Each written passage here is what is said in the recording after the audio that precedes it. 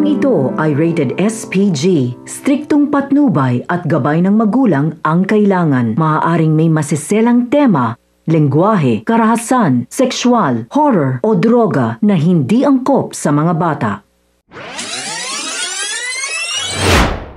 Mga kapamilya, narito ang mga dapat nating abangan sa FPJ's Batang Quiapo. Makakarating kay rigor ang pagkamatay ni Colonel Romero at malakas ang kutob niya na may nakaengkwentro itong malaking tao.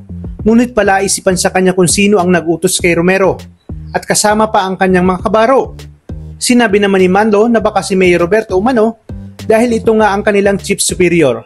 At matapos makarating kay Roberto na nabigo si Romero na patahimikin si Fatima, ay mas lalo siyang nanggalaiti sa galit at na-stress. Nalaman niya kasi na may dugong gerero si Tanggol, tapos pumalpak pa itong si Romero. At ngayon, mahihirapan siyang ipaliwanag sa media ang nangyari. Sa kabilang banda, matapos mapatay ni Santino si Edwin, ay makakarating ito kay Lucio. Kaya dito ay magngingit-ngit siya sa galit dahil nalagasan siya ng isang miyembro. At dahil umano kay Santino, kaya nalagay sa alanganin ang kanilang mga buhay.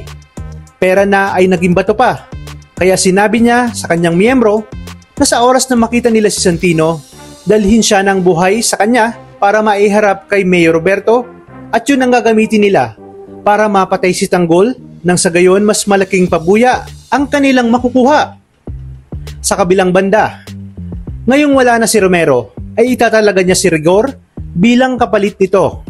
Kaya ngayon ay mapopromote si Rigor bilang Police Lieutenant Colonel Rigor Di Magiba at gagamitin niya ang galit nito para tuluyang mapatay si Tanggol bago mag-eleksyon. At kahit kasi pinagbawalan na siya ni Gustavo ay itutuloy niya pa rin ang plano na patumbahin si Tanggol. Mas lalong yumabang si Rigor at ipinangako niya na pagbabayarin niya si Tanggol sa lahat ng atraso nito sa kanya at pagkamatay ni David.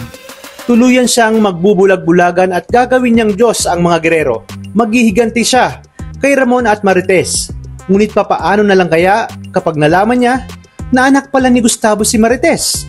Yan ang ating pakatutukan sa mga susunod na araw. Kaya namang kapamilya, tuloy-tuloy ang pagtutok dito lang sa nangungunang serye sa Primetime.